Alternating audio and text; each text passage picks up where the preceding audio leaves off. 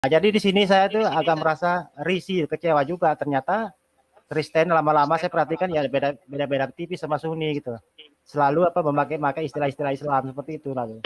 Saya pastikan mereka udah bertabrakan dengan firman Allah. Jadi murtadin itu sama halnya dengan para munafik, sebagaimana firman Allah di dalam Al-Maidah 40. Mereka itu sama di hadapan Allah. Tapi itu bukan klaim saya, tapi itu firman Allah ya. Tolong kalau Bapak bersaksi jangan pernah membawa Islam, lebih-lebih mengklaim yang tidak patut. Gitu saya Pak lalu ya. Agama itu tidak menyelamatkan kita Bapak. Salah. Islam itu udah jelas. Iya, ini kalau mau maaf, kalau bagi saya agama tidak menyelamatkan. Kalau ada agama yang menyelamatkan kita masuk surga, saya percaya. Semua akan ikut Anda agama itu, Bapak. Itu silakan, karena Anda tidak beragama. Ya dulu saya percaya Pak, innad dina indallahil Islam. Betul saya imani itu. Ya, Islam, orang yang tunduk, orang yang taat. Itu. Gitu loh. Jadi saya mengimani itu, Bapak tidak beriman pada itu. Jadi jangan mengklaim sesuatu yang tidak Anda imani, itu maksud saya, paham ya? Tapi pada saat Anda menyebut Islam tidak bisa menyelamatkan, itu masalah buat Anda. Iya. Kalau Anda tidak mengaitkan dengan Islam, tidak ada masalah. Paham ya? Tapi karena Anda udah menyinggung Islam, Anda bermasalah. Salah. Karena kebaikan Tuhan. Anda itu mencoba menggiring opini bahwa Islam itu tidak bisa menyelamatkan. Itu salah. Gitu loh. Dan ini saya rasa sangat konyol sekali. Karena itu yang firman Tuhan katakan. Makanya Yohanes 3 ayat 16 itu karena. Tapi di dalam surga apakah ada hawa nafsu, Pak? Kalau ada bidadari berarti secara laki-laki harus ada nafsu dong.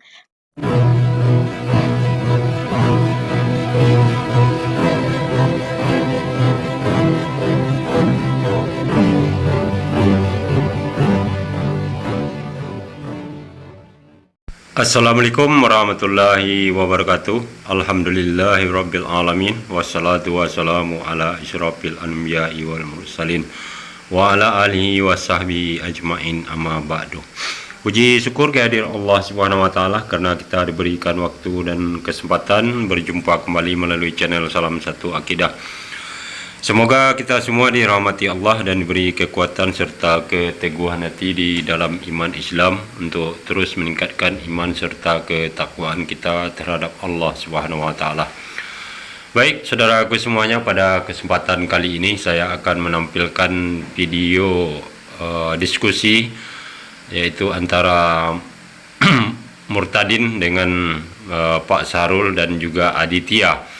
Dan diskusi ini berlangsung di channelnya Yusuf Manwulu, dan di sini Murtadin ini mencoba membangun narasi tentang keyakinan serta keimanan dia, yaitu mempercayai Yesus adalah Tuhan bagi mereka ya. Namun sangat kita sayangkan sekali bahwa orang yang mengaku Murtadin ini mencoba memberikan kesan yang tidak jelek terhadap agama Islam ya, dan ini tentunya akan menjadi masalah bagi kita sebagai umat muslim, terkecuali dia melakukannya di hadapan jemaatnya sendiri di tempat yang seharusnya. Tentu kita tidak akan mempermasalahkannya dan tidak akan mengkritisinya. Nah, bagaimana video selengkapnya nanti kita akan saksikan bersama ya. Namun tentunya terlebih dahulu saya mengucapkan terima kasih yang setinggi-tingginya kepada saudaraku semua yang sudah sukarela dan ikhlas mendukung channel Salam Satu Akidah, serta yang baru bergabung juga jangan lupa untuk subscribe dan di-share. Begitu juga kita dukung channel dakwah lainnya untuk terus berkembang menyuarakan kebenaran Islam guna membentengi umat dari upaya pemurtadan. Nah, tanpa panjang mukadimah lagi, langsung saja kita simak videonya.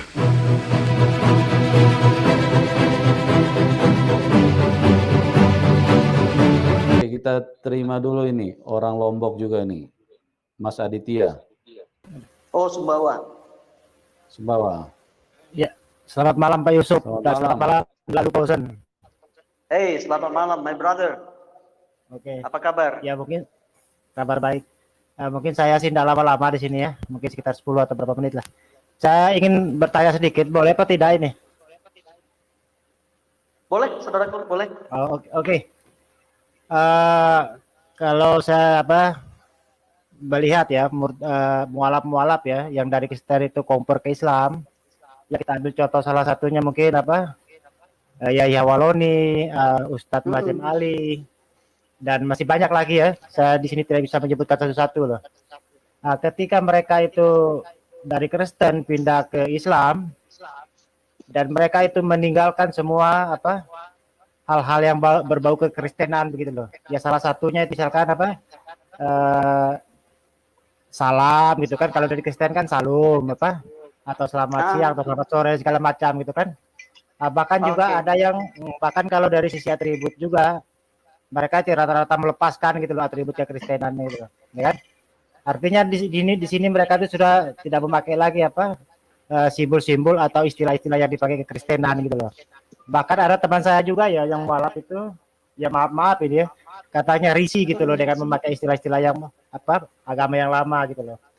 Tapi kenapa berbanding terbalik ya ketika saya melihat mantan Muslim murtad ya jadi Kristen, mereka kok masih bertahan gitu loh dengan dengan atribut-atribut Islam, bahkan dengan istilah-istilah Islam loh. Mungkin saya di sini itu biasa saya katakan lalu Pauson salah satunya gitu loh. Saya perhatikan lalu itu masih nyaman loh dengan istilah-istilah Islam seperti ya ucapan assalamualaikum, subhanallah dan segala macam kan. Kalau untuk yang lain-lainnya ya, seperti Pak Aceh itu masih senang gitu loh dengan atribut Islam gitu loh. Ya seperti menyematkan gelar haji gitu loh. Kalau untuk Pak Aceh memakai peci kalau untuk Pak Aceh memakai peci saya tidak permasalahkan karena memang itu bukanlah budaya Arab, itu budaya lokal kita kan. Dan kalau haji ya nasional. Dan kalau haji juga itu sebenarnya itu bukan gelar. Ya itu cuman budaya Indonesia juga itu sebenarnya. Nah, kalau di Arab sana orang yang pernah menjalankan ibadah haji tidak pernah mendapat gelar haji gitu, seperti itu. Kira-kira menurut Lalu Pausan itu bagaimana tanggapan Lalu itu dengan permainan yang seperti ini? Monggo Lalu silakan. Ya, terima kasih banyak. Ya, kalau saya sih mungkin karena ini ya, karena udah biasa saudaraku. Dalam artian itu enggak ada sesuatu yang yang bertentangan dengan keyakinan kami yang sekarang, enggak sih. Ya, misalnya kayak alhamdulillah itu kan ya puji Tuhan sama sih sebenarnya. Gitu ya, kayak Masya Allah, ya Maha Suci Allah, seperti itu sebenarnya enggak ada masalah sih. Kalau pribadi saya sih, mohon maaf. Tapi ya mohon maaf kalau saudara yang Muslim agak tersinggung dengan itu, karena saya banyak bergaul sama teman-teman kita yang Muslim, saudara saya yang Muslim, ya banyak bergaul juga sama-sama teman-teman Ustadz, ya biasa aja sih, enggak terlalu kadang ya Insya Allah, Alhamdulillah, sama aja sih sebenarnya. Itu kan hanya bahasa Arab sih ya, karena sudah biasa sih gitu. Kalau di keyakinan saya yang sekarang sih enggak ada sih yang kalau kita ngucapin assalamualaikum itu haram, enggak ada seperti itu. Karena itu kan hanya bahasa Arab, sama kayak assalamualaikum warahmatullahi wabarakatuh, shalom alaihim, sama sih seperti itu. Kalau bagi saya sih enggak kecuali kalau kayak siapa ya Yahya Waloni bilang haleluya, ya itu penghinaan sih. Ya kalau saya juga enggak pernah merasa menghina ketika saya bilang alhamdulillah, masya Allah, itu saya enggak pernah merasa menghina. Malah itu mungkin karena sudah biasa sih, udah ya Muhammad udah latah seperti itu gitu loh. Karena itu juga tidak bertentangan dengan keyakinan kami yang sekarang gitu loh. Selama itu kita tidak niat menghina orang lain dengan ucapan kita itu, ya bagi saya tidak ada masalah sih. Apalagi saya seorang pendeta ya, sebagai tokoh agama, ya bergaul saya kadang sama teman dari PHDI juga, astungkare, suage, seperti itu kadang-kadang. Biasa aja sih, tidak pernah merasa merasa tertuduh atau merasa kenapa saya ngucapin kayak gini, enggak, biasa aja gitu. Karena kami enggak bisa lepas ya dari pergaulan dengan saudara kita yang Muslim. Yang ketika mereka datang ke tempat kami juga, ya mereka bilang assalamualaikum, waalaikumsalam warahmatullahi wabarakatuh. Saya enggak pernah merasa saya harus tinggalkan itu, enggak sih. Selama kecuali kalau ya untuk percaya kepada yang mengucap 2 kalimat syahadat ya enggak saya buat kami gitu. Ya seperti sekarang saya ngucapin asyhadu an la ilaha illallah wa asyhadu anna muhammadar rasulullah. Itu kan bukan berarti saya langsung beragama Islam kan, enggak. Seperti itu. Kalau kami sih enggak ada larangan-larangan seperti itu sih, kecuali kalau kita menyekutukan Allah baru dilarang gitu loh. Kalau saya percaya bahwa Allah itu adalah yang maha kuasa, dan Muhammad itu utusan Allah, itu ya kami dilarang. Kalau seperti itu kalau saya sih saudaraku. Ya mungkin sama Bapak Muhammad Kaci juga sama. Karena kenapa kami sering mengucapkan Assalamualaikum, Alhamdulillah. Ya sama, itu bahasa Arab. Sama kayak puji Tuhan. Itu sama sih sebenarnya. Hanya dalam bahasa Arab aja gitu loh. Dan itu dalam ajaran agama kami nggak ada larangan. Selama kita tidak menyembah berhala gitu, menyembah selain daripada Allah yang hidup. Ya. Oke, artinya ya, artinya begini. Bahasa Arab aja sih. Sebentar dulu Pak Kaci, lagi Pak Kaci. Nah, mulai udah masuk. Waalaikumsalam warahmatullahi wabarakatuh. Artinya begini lalu ya kan. Sebentar dulu Pak Kaci. Satu lagi Pak Kaci. Dan kopiah ini tidak beragama Islam. Jadi jangan memframing dulu lah. Makanya jangan mancing dulu ya, kalau udah mancing gitu kena sudah. Oke, artinya begini lalu ya. Saya lanjut sedikit lagi dulu ya. Artinya begini kan. Saudaraku, enggak apa-apa. Santai. Oke ya, dalam Islam itu kan ucapan salam itu kan kita diizinkan sama Bapak Yusuf. Ya Pak Aditya, handsetnya Pak. Pak Aditya, handsetnya dicabut dulu Pak. Ini menggema suaranya Pak. Jadi dubbing dia. Oke, cabut dulu baru dipasang lagi. Iya, saya hormat. Assalamualaikum. Iya, sudah. Rendah. Oke. Dengan umat sebentar Pak Kace. Sebentar Pak Kace. Kita kasih kesempatan dulu Pak Aditya. Sebentar Pak Kace. Kita kasih kesempatan. Oke, tahan dulu Pak Kace. Ya. Oke, artinya begini. Lalu kan kalau kan katanya mantan Islam gitu loh. Dan saya rasa lalu juga kan lebih mengerti kan bahwasanya ucapan Assalamualaikum warahmatullahi wabarakatuh itu kan doanya antar umat Islam kepada umat Islam yang lainnya kan, karena artinya kan begini, semoga keselamatan dan rahmat Allah serta keberkahannya terlimpah untukmu gitu loh. Artinya ini kan doa kepada sesama umat Islam gitu loh, ya kan? Jadi saya rasa ada yang salah di situ tuh, karena saya itu dulu begini ya, kalau orang Syiah ya Syiah ini, kalau orang Syiah itu dulu tuh paling tidak saya suka gitu loh. Bahkan saya lebih bangga sama orang Kristen daripada orang Syiah sendiri. Karena apa? Orang Syiah itu selalu berkamuflase, tidak mau menampakkan jati dirinya gitu loh. Artinya ketika dia itu bergaul dengan banyak orang Sunni, dia mengaku Sunni gitu ya. Nah, ketika dia bergaul banyak Syiah, dia mengaku Syiah. Tapi ketika dia bergaul 50% Sunni, 50% Syiah, dia itu menjadi Susi gitu loh. Syiah Sunni maksud saya itu. Ya. Jadi kenapa saya katakan lebih bangga kepada Kristen, karena Kristen itu lebih menampakkan jati dirinya gitu loh. Oh, inilah Kristen seperti ini. Nah, jadi di sini saya tuh agak merasa risih, kecewa juga. Ternyata Kristen lama-lama saya perhatikan ya beda-beda tipis sama Sunni gitu. Selalu memakai istilah-istilah Islam seperti itu lalu. Itu bagaimana lalu? Ya, seperti yang saya bilang tadi itu, Bang. Ya, kalau bagi saya sih enggak masalah sih ya. Ya, kalau saya berbuat baik hanya kepada orang yang baik sama saya, ya saya tidak sempurna dalam kasih, gitu loh. Kalau Anda melepaskan salam kepada sesama Anda, berarti Anda tidak sempurna dalam kasih. Karena Allah itu kasih, gitu loh. Kalau bagi saya sih, ya itu hanya sekedar bahasa aja sih, bahasa Arab. Ya, bagi saya seperti itu sih, saudaraku. Dan saya bagikan juga kepada orang-orang yang bergaul dengan saya, yang kenal dengan saya pun mereka tidak pernah risih dengan seperti itu. Malah mereka ada teman saya Ustadz juga, ya mereka yang ucapin salam duluan gitu loh. Apalagi kalau Anda lihat di YouTube saya itu ada lalu pausen ya, ada bagaimana kami punya kegiatan untuk berbagi kasih lewat buka puasa bersama. Mereka yang ngucapin salam sama saya. Ya kalau saya bilang mohon maaf seperti yang saudara mungkin Aditya ngajarin, kalau orang bilang assalamualaikum sama saya cuma jawab waalaikum aja kan agak gimana gitu, udah enggak enak gitu kan. Itu mohon maaf, itu bagi saya sih. Mereka bilang assalamualaikum, lalu waalaikumsalam warahmatullah. Karena saya juga mendoakan mereka. Karena saya percaya dalam ajaran Tuhan Yesus berkata, barang siapa yang memberkati kamu diberkati gitu loh. Barang siapa yang mengutuk kamu, dia terkutuk. Makanya saya belajar, ya apa yang orang lain ingin perbuat kepada kamu, perbuatlah itu. Itu yang Tuhan Yesus ajarkan kepada saya. Ya, makanya saya ketika orang melepaskan salam, ini salam ya, melepaskan salam ya waalaikumsalam warahmatullahi wabarakatuh. Sama kayak orang Hindu, misalnya mereka bilang Om Swastiastu, saya jawab lagi itu. Seperti itu sih. Apalagi kalau orang saudara kita dari Buddha, Namo Buddhaya, ya saya jawab Namo Buddhaya dia. Karena bagi saya tidak selama itu tidak mengganggu akidah kita, tidak ada masalah sih. Seperti itu. Apalagi dia mendoakan saya untuk hal yang baik, ya apa salahnya saya mendoakan juga, karena itu memang yang Tuhan Yesus ajarkan kepada saya gitu loh. Kepada kita semua juga orang-orang yang percaya kepada Yesus. Ya. Apa yang orang lain ingin perbuat kepada kamu, perbuatlah itu. Itu yang Tuhan ajarkan. Makanya saya lakukan itu sekarang gitu loh. Kalau bagi saya sih tidak ada masalah sih, saudara. Tapi tidak tahu bagi yang lain, mohon maaf. Tapi kalau bagi saya tidak ada masalah. Oke, ya. Kita sapa dulu yang lain dulu ini. Pak Sarul, selamat malam Pak Sarul. Malam Pak Yusuf. Oke, kita ke Pak Sarul dulu. Silakan Pak Sarul. Baik, terima kasih Pak Yusuf. Saya langsung ke Pak Faujan ya. Ya, silakan. Kirim Bapak, siap. Baik, terima kasih Pak Yusuf sudah diberi ruang untuk saya tidak ingin membahas tentang kemurtatan Pak Lalu. Itu adalah konsekuensi terhadap apa yang beliau imani saat ini.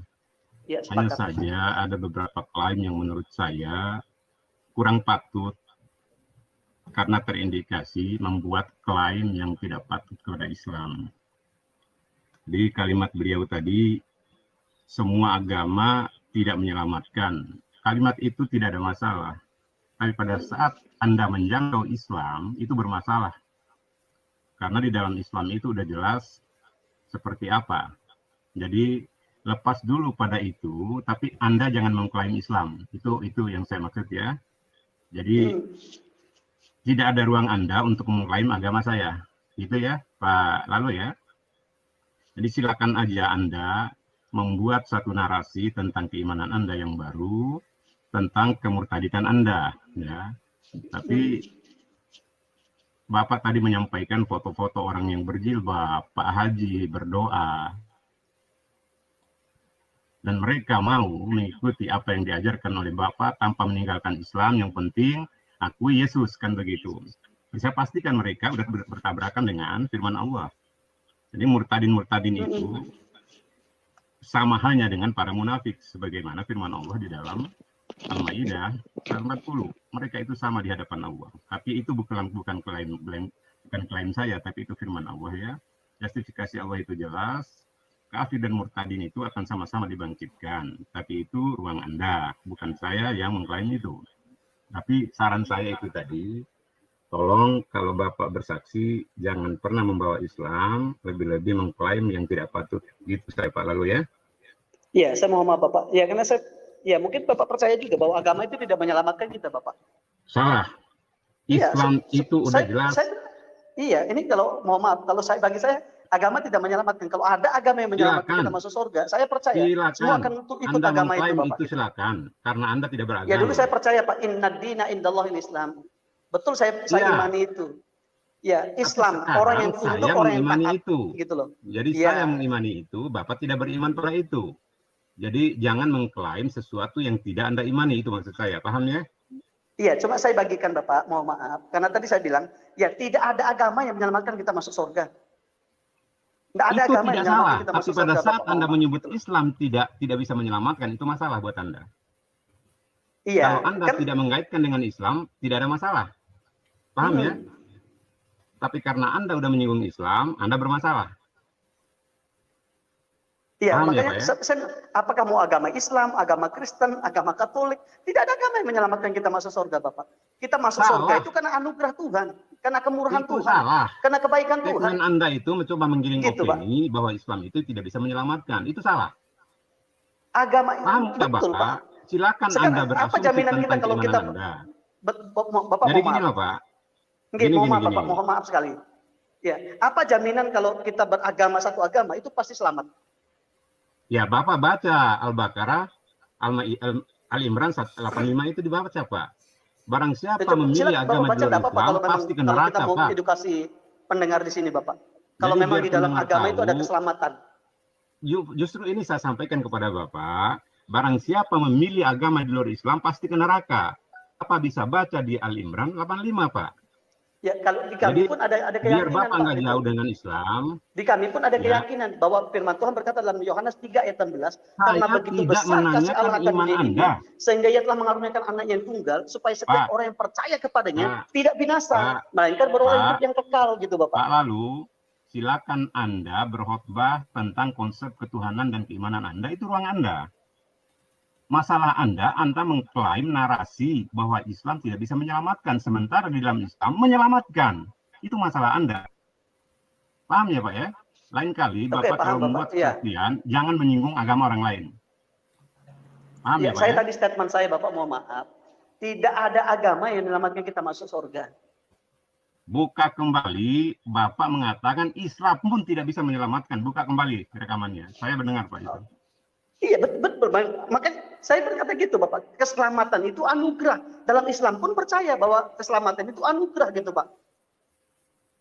Tapi tolong Anugerah kalimat Allah untuk Bapak tadi, keselamatan. Islam pun tidak bisa menyelamatkan. Itu kesalahan di dalam perspektif iman kami. Salahnya Anda membicarakan tentang iman saya, itu masalah Anda gitu. Oke, Bapak, ya silakan, enggak apa-apa, Bapak. Tapi Ya, baik, yang saya ya. yakini seperti itu, Bapak, mohon maaf. Keyakinan Ini kan Anda bukan perspektifnya urusan Bapak, saya. perspektif saya Paham, juga Pak, gitu, ya? Bapak, gitu loh. Bahwa agama tidak Jadi, menyelamatkan kita masuk surga. Keyakinan Gitu Anda loh. bukan urusan saya. Betul, sama Lalu, Bapak, ya. keyakinan Bapak Tapi pun bukan masalah urusan Anda saya dengan gitu saya loh, Bapak. adalah Anda mengklaim Lalu, agama saya tidak bisa menyelamatkan. Itu masalahnya. Pak Lalu, saya bacakan. Iya, Pak. Ya, Bapak itu Pak Muhammad Lalu Aceh. ya.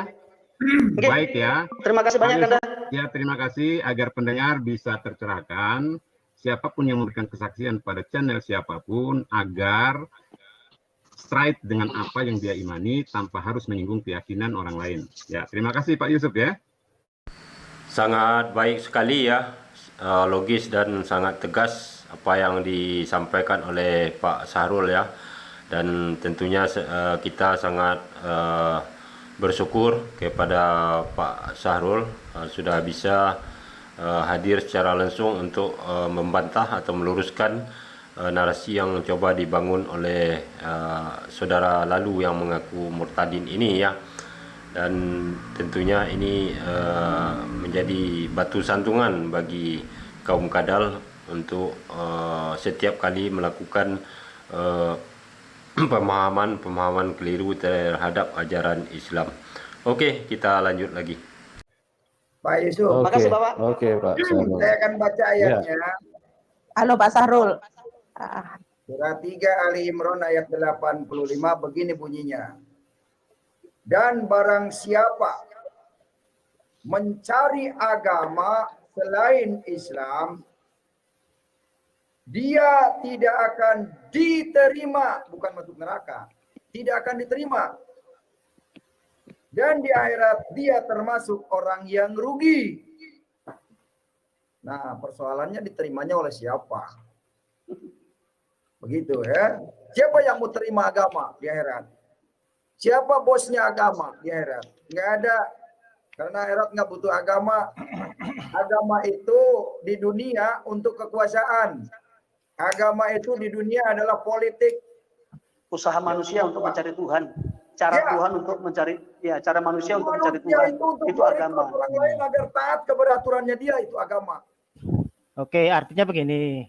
Begini Pak Aceh ya. Pak Aceh tadi kan agama Kristen itu bukan agama ya kan? Ini kan sudah kita bahas berkali-kali, itu sudah berapa kali kita bahas itu bahwasanya agama itu Bang kan Aditya, sorry Bang Aditya, mohon maaf.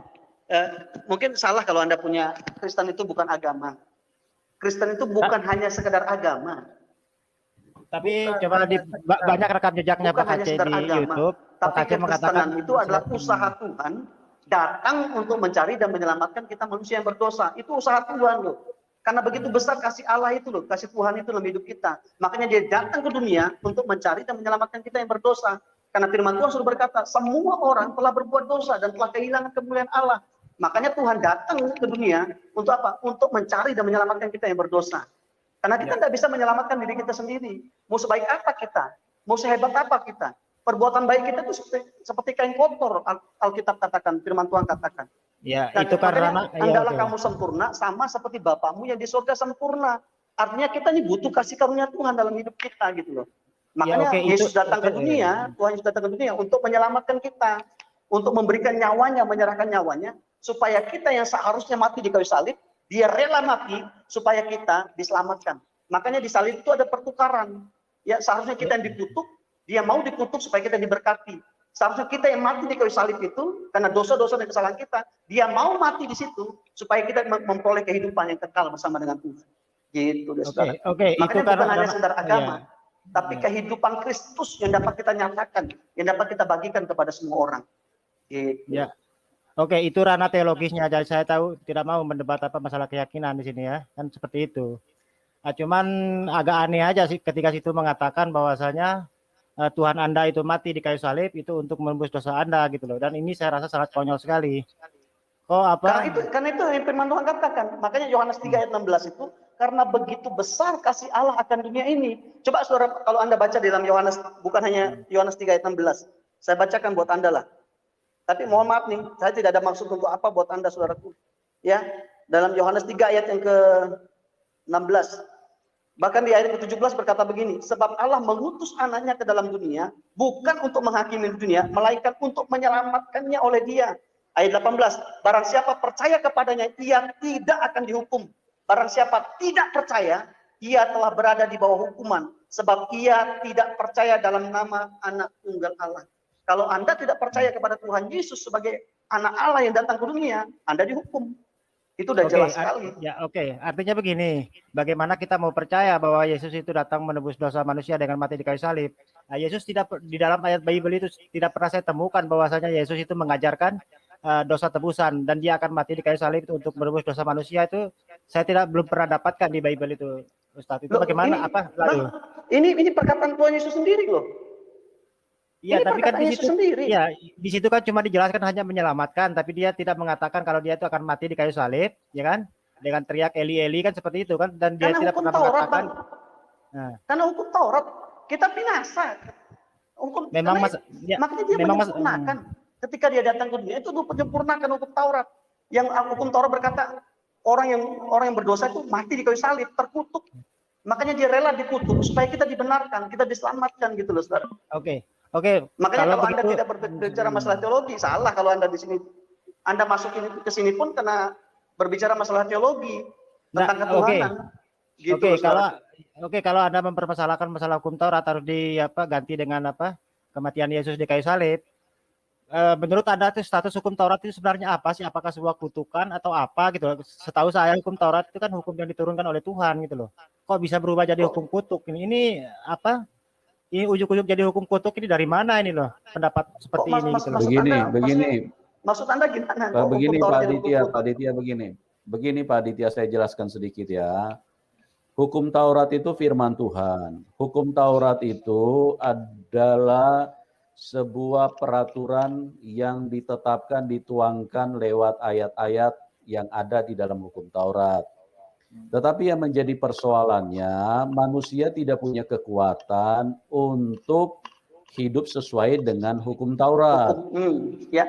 Nah, itu yang menjadi masalah. Makanya Tuhan Yesus datang untuk menggenapi supaya apa yang tidak mungkin bisa dilakukan oleh manusia, apa yang tidak bisa dilakukan oleh orang yang sudah menerima hukum itu, hukum Taurat itu, Tuhan Yesus datang yang menggenapi, yang melakukannya, dan kemudian memberi rohnya, memberi Roh Kudus supaya orang yang percaya kepada Tuhan Yesus itu juga bisa melakukan hukum Taurat.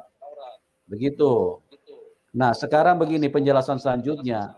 Karena manusia tidak bisa melakukan hukum Taurat, makanya hidup manusia jadi terkutuk. Jadi karena terkutuk, manusia harusnya mati di kayu salib, mati karena dosa-dosanya. Karena apa? Karena hukum sudah diberikan, tapi mereka tidak mampu jalankan. Sama seperti kayak hukum jangan korupsi, tapi manusia juga tidak mampu jalankan. Banyak manusia yang terlibat korupsi di mana-mana. Nah, begitu kira-kira gambarannya. Jadi hukum Taurat itu adalah kebenaran. Hukum Taurat itu adalah kebaikan, diberikan untuk menyatakan bahwa kalau kamu melanggar hukum ini berarti kamu bersalah, kamu hidup di dalam dosa. Cuma yang jadi masalahnya manusia tidak mampu melakukan itu, Mas Aditya. Makanya Tuhan Yesus harus datang ke dalam dunia untuk menggenapi, maksudnya untuk melakukan hukum Taurat itu, yang dituntut oleh hukum Taurat itu, Tuhan Yesuslah yang lakukan buat kita semua, supaya karena kita tidak bisa melakukannya, Tuhan Yesus yang melakukan. Dan juga setelah Tuhan Yesus naik ke surga, dia mengutus Roh Kudus, supaya apa? Supaya kita diberi kekuatan, kemampuan untuk melakukan tuntutan hukum Taurat itu. Gitu Pak Aditya ya. Ya.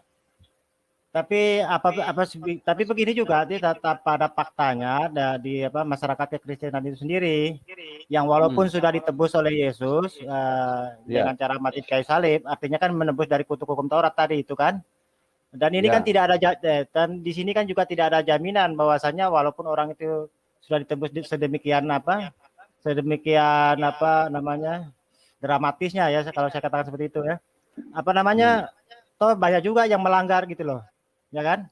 Ya. Jadi begini penjelasannya begini. Ini bagaimana ini? Berarti tebusannya sia-sia. Penjelasannya begini penjelasannya ya. Bahwa Tuhan Yesus datang memberikan Roh Kudus-Nya. Itu terlepas daripada orang Kristennya mau dipenuhi Roh Kudus atau mau dipenuhi dengan Roh Kudus. Itu kan berbeda. Ya. Jadi kalau orang dipenuhi Roh Kudus dikatakan di dalam 1 Yohanes, orang yang lahir dari Allah tidak berbuat dosa lagi. Nah, itu jelas ya. Jadi kalau orang Kristen masih ada yang berbuat dosa, itu oknumnya karena mereka tidak penuh dengan Roh Kudus. Tapi kalau dia penuh dengan Roh Kudus, saya pastikan, dan firman Tuhan yang pastikan, dia tidak akan berbuat dosa lagi. Itu. Jelas ya? Ya, oke. Artinya berarti mereka yang melakukan melanggar hukum Taurat di zaman sekarang ini maksud saya kan banyak juga sih orang-orang Kristen itu yang masuk penjara karena kriminal pada segalanya, berarti kan mereka tidak dibimbing Roh Kudus. Kan seperti itu maksudnya kan? Nah, berarti ketika Yesus disalib itu berarti sia-sia juga sih hukum Taurat digenapi loh, karena pada faktanya masih banyak juga sih orang-orang Kristen yang melanggar hukum Taurat itu. Sia-sia, Pak Aditya, tidak sia-sia. Itu kan oknumnya, artinya manusianya, orang Kristennya yang tidak tahu berterima kasih, tidak tahu diri, hidup tetap memilih hidup secara duniawi. Nah, begitu juga ini Mas Aditya. Tuhan Yesus datang bukan hanya untuk orang Kristen, buat Mas Aditya juga. Nah, sekarang tergantung Mas Aditya mau terima enggak. Kalau mau terima, Mas Aditya pun diubahkan Tuhan. Supaya apa? Supaya bisa melakukan tuntutan hukum-hukum agama. Amin. Karena hukum-hukum agama itu tidak ada satupun yang mampu melakukannya. Dibilang jangan berzina, tapi manusia punya istri banyak. Dibilang jangan berzina, selingkuh di mana-mana. Dibilang jangan munafik, manusia hidup di dalam kemunafikan. Dibilang jangan berbohong, manusia hidup dalam kebohongan. Jelas gitu. Ya, jadi, artinya begini, oke. Saya sudah dapat poinnya Pak Yusuf. Nah, tadi kan sebelum ditebus sebelum peristiwa penyaliban tadi, kan kebanyakan orang-orang yang hidup di bawah hukum Taurat ya, sebelum ada penebusan itu mereka juga kan ada yang sanggup menjalankan hukum Taurat dan ada juga yang tidak kan.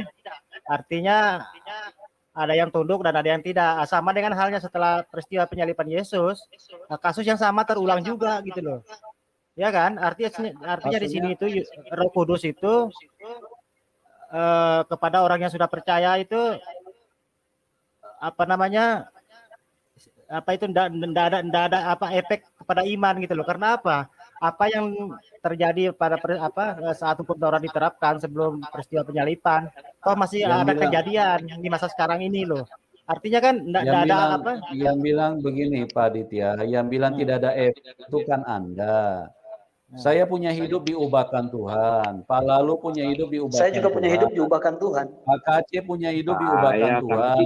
Dulu suka genit, dulu suka melirik wanita-wanita, sekarang diubahkan Tuhan. Kami diubahkan Tuhan. Orang yang penuh Roh Kudus diubahkan Tuhan, Pak Aditya. Jelas ya? Di sana asumsi, di sini asumsi, di mana-mana asumsi. Ya begitulah Yusuf Manubulu ya dalam menjawab pertanyaan dari saudara kita Aditya perihal hukum Taurat. Yusuf Manubulu mengatakan bahwa hukum Taurat adalah hukum Tuhan, namun karena tidak mampu dijalankan oleh manusia, maka itulah Yesus harus mati di kayu salib untuk menebus dosa manusia ya.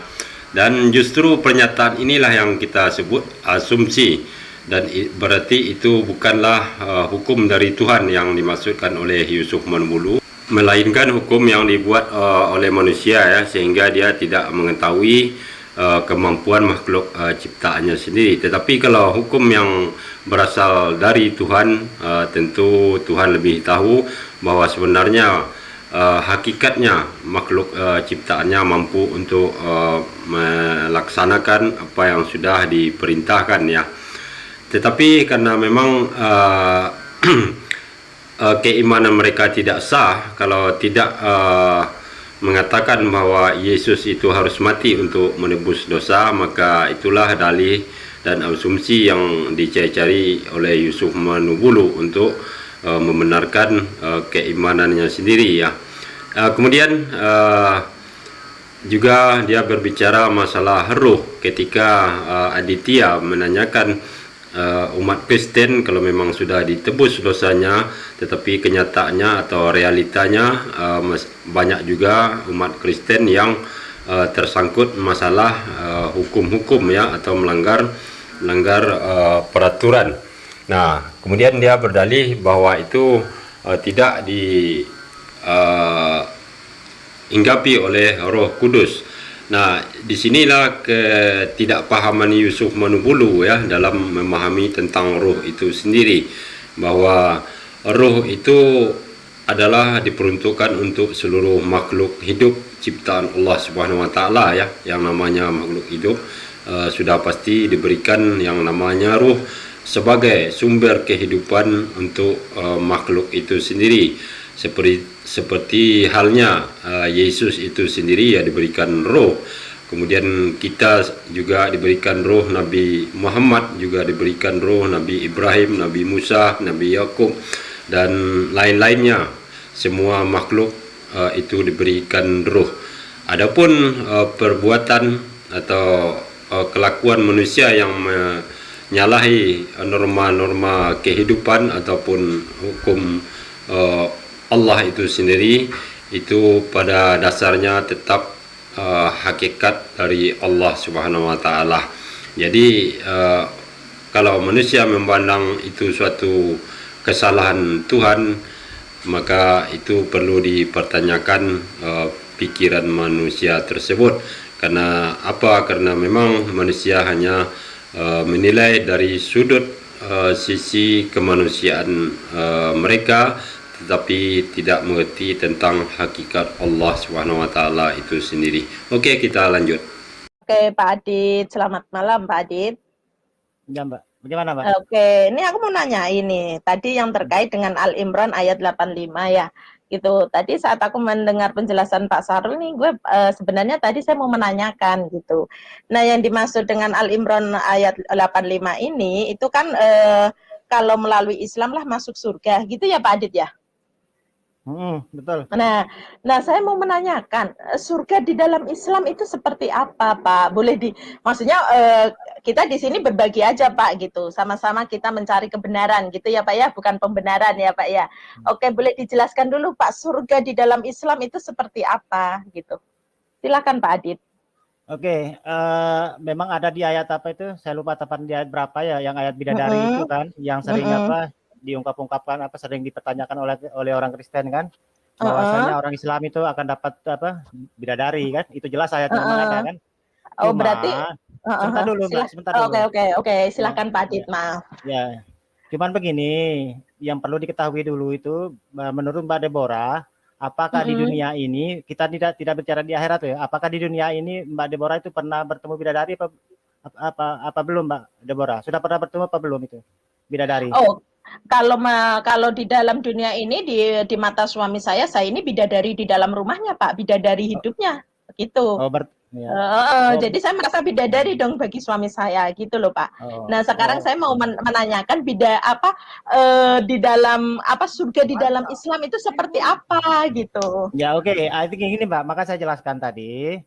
Bidadari yang dimaksud di situ itu kan bidadari itu kan tidak pernah terlintas di hati, ya kan? Tidak pernah dilihat mata. Apa dan bagaimana bentuk bidadari kan tidak ada yang tahu kan, karena di dunia ini memang tidak ada bidadari. Kalaupun Mbak Deborah itu mengklaim itu bidadari suaminya, itu ya urusannya Mbak Deborah. Iya, Kan? berarti Yang benar jelas, ya Pak. benar. Berarti enggak gini, berarti benar ya Pak ya kalau di dalam surganya orang Islam, maksudnya saudara kita yang dari seberang yaitu seperti Bapak itu memang ada bidadari, gitu ya Pak ya? Ya belum selesai saya tadi Berarti, begini.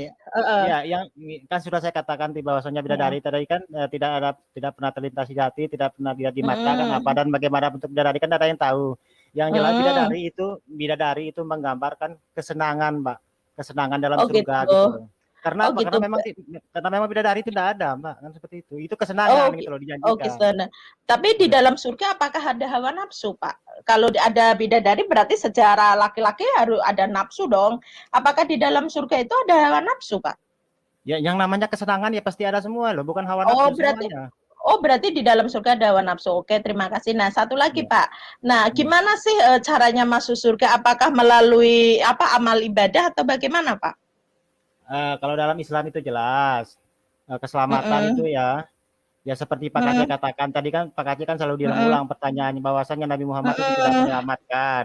Itu betul. Yang menyelamatkan umat Islam itu ajaran yang dibawa oleh Nabi Muhammad, itulah yang menyelamatkan. Karena di dalam Islam itu tidak kenal konsep perebusan dosa ditanggung kepada orang lain itu tidak ada. Artinya apa? Ketika keselamatan itu dibebankan kepada setiap individu, maka kita itu punya tanggung jawab di sini itu. Iya, maksud saya gini, tanyanya saya itu gini loh Pak. Biar bisa masuk surga itu yang bisa memasukkan surga apa? Amal ibadah kita atau bagaimana? Itu pertanyaan saya, Pak. Oke, yang jelas itu bagiannya kan, cuman dalam Islam itu kalau untuk mencapai jannah itu ya kami itu mengharap rahmatnya Allah, Mbak, dan syafaat Nabi Muhammad. Itu aja. Berarti amal ibadah tidak bisa masukkan kita ke dalam surga ya, Pak ya? Ya bisa, itu salah satunya, Mbak, karena ya misalnya kan sholat itu kan amal ibadah yang paling utama ditanyakan. Karena apa? Dalam Islam itu saya lupa tepat di ayat berapa ya, Al-Qur'an surganya kan ada tiga tingkatan gitu, Mbak. Berarti intinya amal ibadah bisa memasukkan kita ke dalam surga, dan di surga itu ada hawa nafsu gitu ya Pak ya? Iya. Oke, tapi gini Pak, tapi yang saya dapatin Pak, saya menemukan hadis ya Pak ya, hadis Sahih Bukhari nomor 25241. Bahkan itu Pak diperkuat lebih dari 10 hadis kalau amal ibadah itu tidak bisa menjamin kita masuk surga. Boleh penjelasannya Pak? Oke, begini Mbak, agama Islam itu kan agama yang rasional, agama yang adil kan. Jadi setiap itu amal ibadah kita di dunia maupun dosa kita ya, itu akan kita pertanggungjawabkan di akhirat nanti.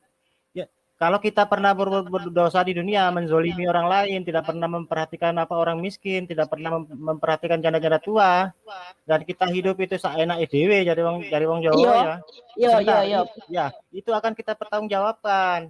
Tidak nanti itu ya kalau memang punya dosa seperti itu ya nanti dimasukkan ke neraka dulu, dicuci ya kan. Nah, dipertanggungjawabkan dulu dosanya, baru setelah bersih dimasukkan ke surga. Logis, bukannya kan? Orang ya berarti intinya amal ibadah ya Pak, silakan. Tapi saya rasa itu aja, saya mundur ya. Pak, aku belum jelas Pak Adit. Kan harus jelas dong Pak Adit. Di surga dan neraka itu Pak Adit ya, itu tidak sementara, kekal. Nah, itu yang Pak yang mau saya pertanyakan semua gitu. Keyakinan semua agama lah kalau itu di neraka itu kekal. Tidak mungkin hanya dicelup kayak teh celup terus langsung dimasukkan lagi ke surga, saudaraku, tidak bisa. Ya, yang kekal itu orang kafir, di situ bahan bakar menyapi neraka. Itu tapi intinya kafir. Berarti amal ibadah itu tidak bisa memasukkan ke dalam surga ya Pak ya, berarti ya? Ya salah satunya itu yang membawa kita ke surga, amal ibadah itu tadi Mbak. Tapi kan salah satunya, sedangkan di hadis yang saya bawakan tadi bahkan itu diperkuat lebih dari 10 hadis, bahkan lebih 15 hadis. Di situ tidak menerangkan kalau amal ibadah itu tidak menjamin masuk surga kok gitu loh Pak. Nah, itu gimana Pak? Tadi kan saya sudah jawab ya dari pandangan Islam. Sekarang saya mau tanya Mbak, boleh enggak? Bagaimana sih? Enggak, saya mau menanyakan dulu. Kristen? Pak, saya ini bertanya enggak, Bapak bukan, jangan saya di sini bertanya, tapi Bapak belum menjelaskan secara jelas gitu loh Pak. Saya menanyakan, apakah amal ibadah itu berarti tidak menjamin masuk surga dong Pak? Dan kalau memang amal ibadah itu tidak menjamin masuk surga seperti yang Bapak jelaskan tadi, katanya sholat beramal baik, percuma dong Pak. Ayo. Kalau amal ibadah itu tidak memasukkan kita ke surga. Apa yang Bapak jelaskan sholat segala macam itu percuma dong.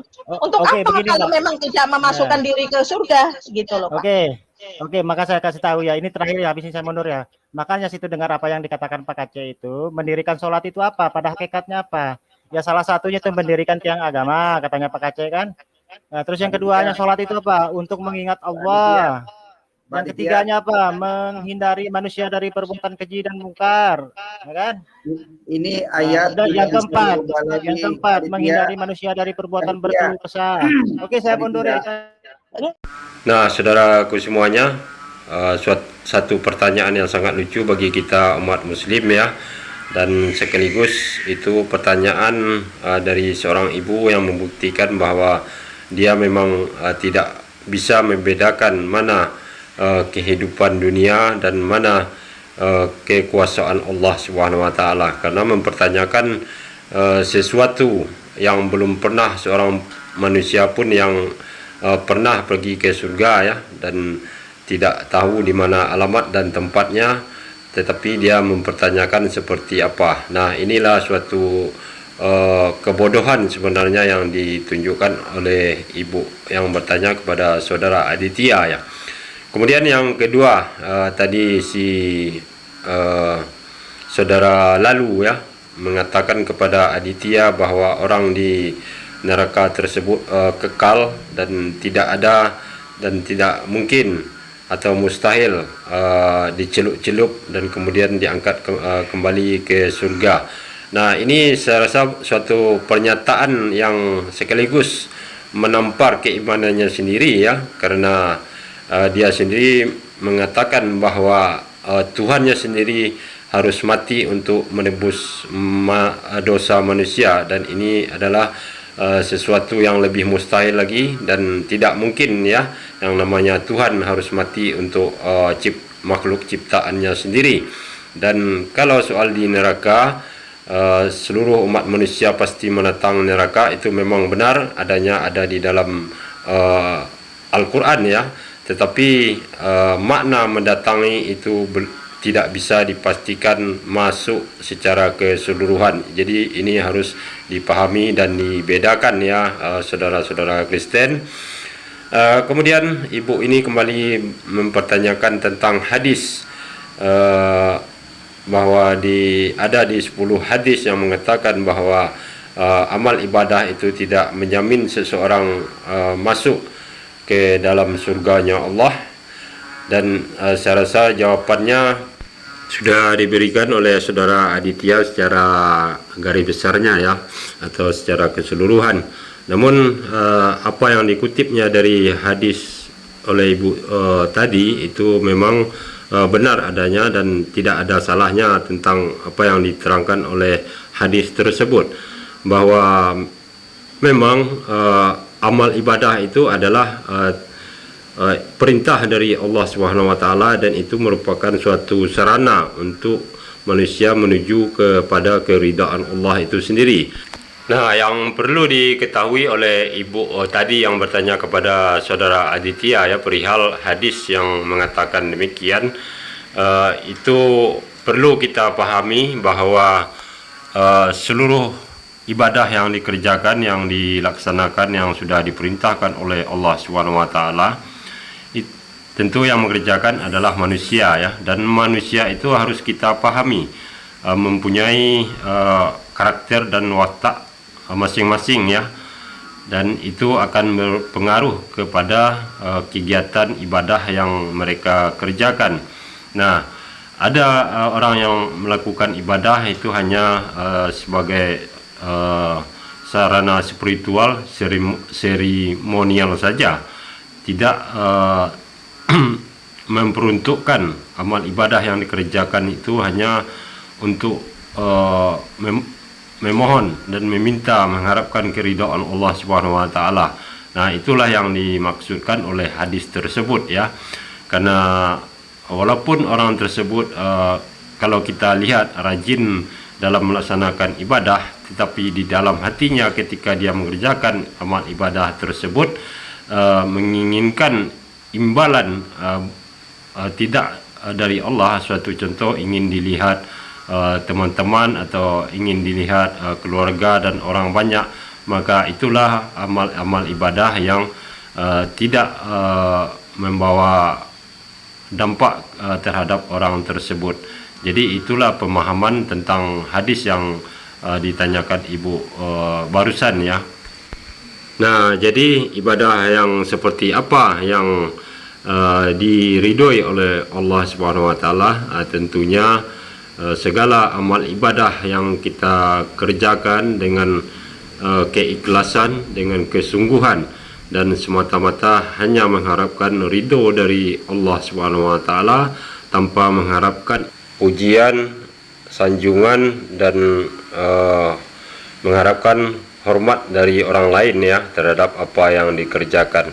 Memang kadar keimanan seseorang itu tidak bisa kita lihat dan tentukan seberapa dalam dan tinggi keimanan orang tersebut, namun tentunya indikasinya bisa kita lihat di dalam perilaku orang tersebut di kehidupan sehari-hari.